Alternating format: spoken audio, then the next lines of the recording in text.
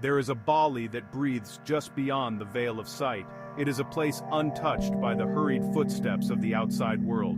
Here, the air itself seems to hum with a silent energy, a frequency felt rather than heard. It is a rhythm that pulses from the island's volcanic heart, through the gnarled roots of ancient banyan trees, and into the very soul of its people.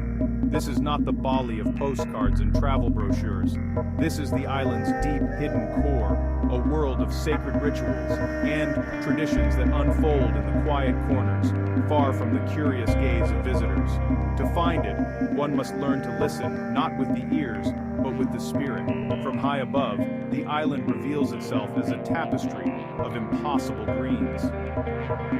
Emerald rice terraces cascade down hillsides like liquid jade, carved by hands guided by an ancient wisdom. These are not merely fields, they are living altars, each one a testament to the delicate balance between humanity and nature.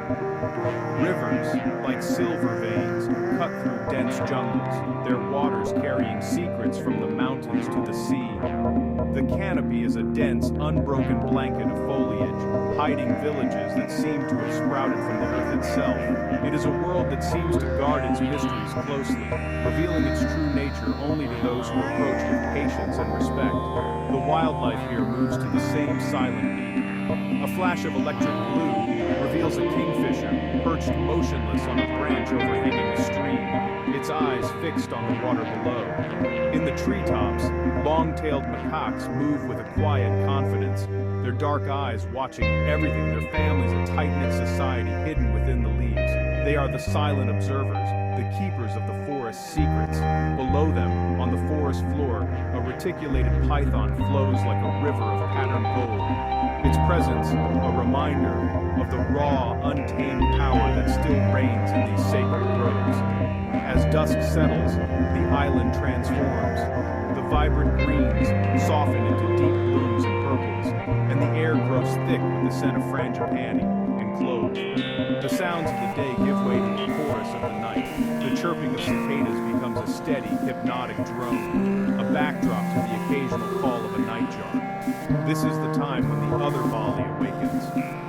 In the soft glow of oil lamps, in homes and temples shielded by stone walls, preparations begin for rituals that have been performed for generations, their purpose and meaning known only to a select few. The island holds its breath, waiting. The wind in Bali is a storyteller. It carries whispers from the peaks of sacred volcanoes, down through deep ravines, and across the whispering fields of rice. It speaks of offerings made in solitude, of prayers carried on plumes of incense. In the highlands, where the air is thin and cool, the wind has a sharper voice. It rustles through the tall stands of bamboo, creating a sound like 1,000 tiny chimes. The people here have learned to interpret its language. They know when it carries the promise of rain for their crops, or when it brings messages from the spirits that dwell on the mountain slopes. In a secluded village, nestled in a valley invisible from any main road, a quiet ceremony begins. There is no audience, no fanfare. A small group of elders gathers around a stone shrine overgrown with moss.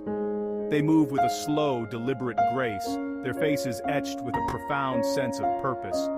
They are not performing for anyone. They are communicating with forces that are ancient and powerful. They lay down intricate offerings made of woven palm leaves, flowers, and rice.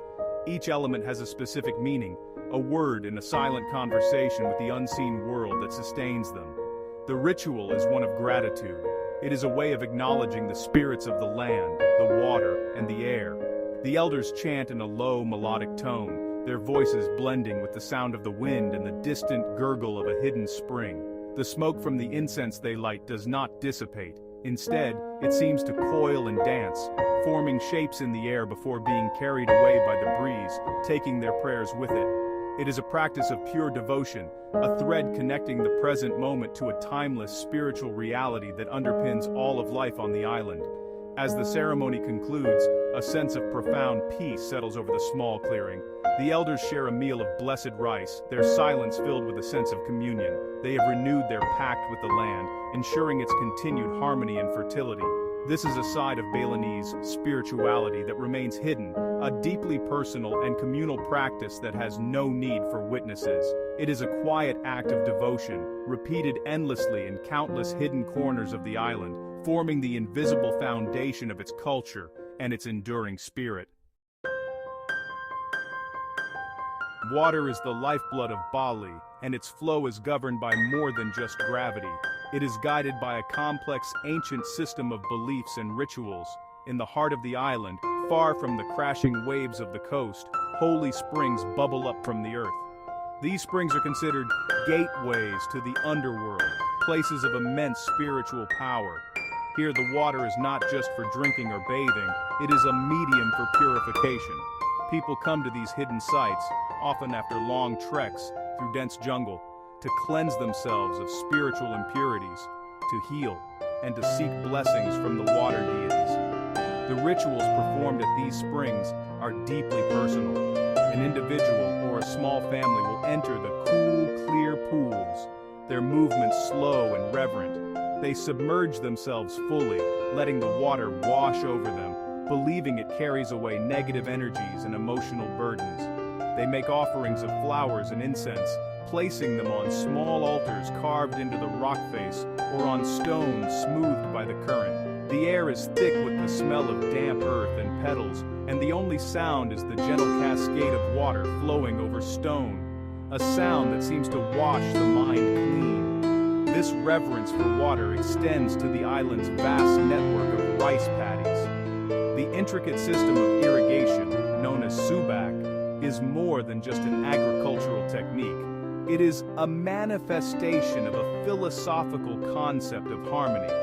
Water is directed from a single source, often a temple at a high lake, and shared amongst a community of farmers. The flow is managed not by law, but by a council of priests and farmers who ensure that the water is distributed equitably, following a ritual calendar. It is a system built on cooperation and a shared spiritual understanding of water as a divine gift. The water priests, who oversee the sacred distribution, hold a special place in the community. They are the weavers of this aquatic network, ensuring the delicate balance is maintained. Through a series of ceremonies held at water temples dotted along the irrigation channels, they honor the goddess of the lakes and rivers. They ask for her blessing to ensure a bountiful harvest for all. This sacred management of water is a hidden tradition that sustains the island, a testament to a culture that sees the divine in the flow of a simple stream and understands that their fortunes are woven together by its life-giving threads. In the quietest heart of Balinese tradition, there exist women who are chosen for a sacred purpose. They are not priestesses in the conventional sense, but something more. They are living vessels, guardians of a spiritual energy that is both powerful and mysterious. Their role is seldom spoken of openly and is understood only by those initiated into the deepest layers of the culture. These women are often identified in childhood, chosen for a certain quality, a stillness, or a sensitivity to the unseen world. They live seemingly ordinary lives, yet they are keepers of a sacred trust, a link between the physical and spiritual realms. Their duties are performed away from public view, often within the inner sanctums of remote temples or in private family compounds. They might be responsible for preparing the most sacred offerings, weaving ceremonial textiles with patterns that hold esoteric meanings, or entering trance states to channel messages from ancestral spirits. Their work is essential for maintaining the spiritual balance of their community. Their presence is a calming influence, a silent anchor that holds the complex spiritual world of their people in place. To see them is to see devotion embodied, their every gesture imbued with a quiet, powerful grace. One of their most hidden roles is that of a spiritual conduit during specific, infrequent ceremonies. During these times, it's believed they can cross the veil that separates the worlds. In a state of deep meditation or trance, they become a bridge for communication. The community looks to them for guidance, for healing, and for reassurance that the ancestors are watching over them. This is not a performance, it is a profound and exhausting responsibility. The women who undertake this task do so with immense humility, knowing they are merely instruments for a power far greater than themselves. The mystery surrounding these sacred women is intentional. Their power is believed to be protected by its secrecy. They are not figures of public authority, but of quiet, spiritual influence. They are the silent pillars that uphold the unseen architecture of Balinese life. Their lives are a testament to the idea that the greatest strength is not always that which is loudest or most visible. It is often found in the quiet dedication of those who tend to the sacred fire in the hidden chambers of the soul, ensuring that the light of tradition continues to burn brightly, unseen by the wider world. Beyond the grand temple festivals are smaller, more intimate customs that stitch together the fabric of daily life. In many Balinese homes, the day begins and ends with the creation of small, beautiful offerings called kanang sari. These are tiny woven baskets of palm leaf, filled with a vibrant assortment of flowers, a pinch of rice, and a stick of burning incense. They are a daily act of balance and gratitude. They are placed everywhere, on the dashboard of a car, at the entrance to a shop, on the family shrine, and even on the ground for the lower spirits. This constant, quiet ritual is the island's heartbeat. Another hidden custom is the deep respect for the unseen inhabitants of the land. Before cutting down a large tree, a Balinese person will first ask its spirit for permission. They will make an offering and explain why the tree must be felled. This is not a superstition, but a profound understanding of the world as a living, conscious entity. Every rock, river, and tree is believed to have a spirit, and to live in harmony, one must acknowledge and respect these other forms of life. This practice fosters a deep connection to the natural world, a relationship built on reciprocity rather than dominance. The concept of direction also holds a deep, unspoken significance. The mountains are sacred, the realm of the gods, while the sea is the domain of lower spirits. Balinese people will often orient themselves and their homes according to this cosmic map. They sleep with their heads pointing towards the sacred mountain, Gunung Agung, to align themselves with divine energy. This invisible grid of sacred geography governs the placement of temples, villages, and even the layout of a single room. It is a silent language of space that orders their world and reinforces their connection to the cosmos. Even the sounds of the night are woven into this unseen rhythm. The chorus of geckos, believed to be auspicious creatures, is often listened to with care. A certain number of calls can be interpreted as a good or bad omen. The nighttime symphony of insects and frogs is not just background noise. It is the voice of the land itself.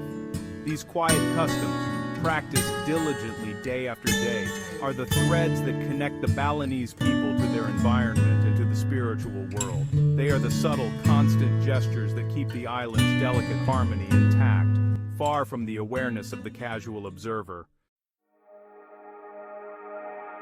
As the sun begins to dip below the horizon, casting long shadows across the rice fields, a final veil of mystery descends upon Bali. The mists that roll down from the mountains seem to carry the echoes of the day's hidden rituals.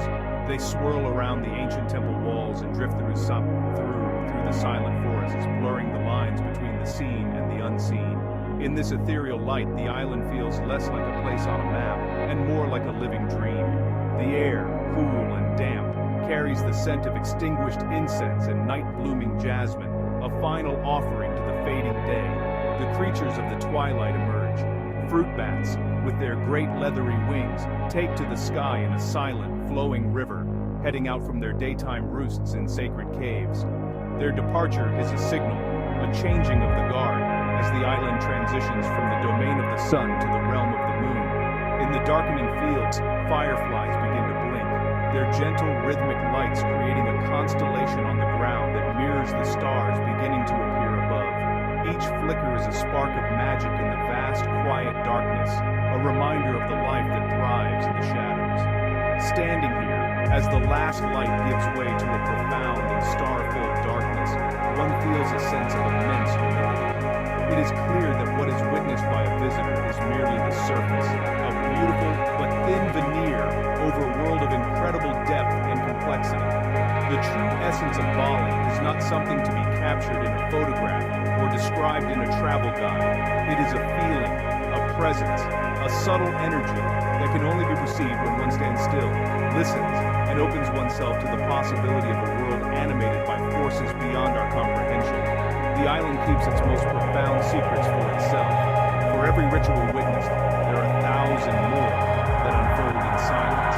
For every sacred woman known, there are countless others whose quiet devotion sustains the spiritual heart of their communities.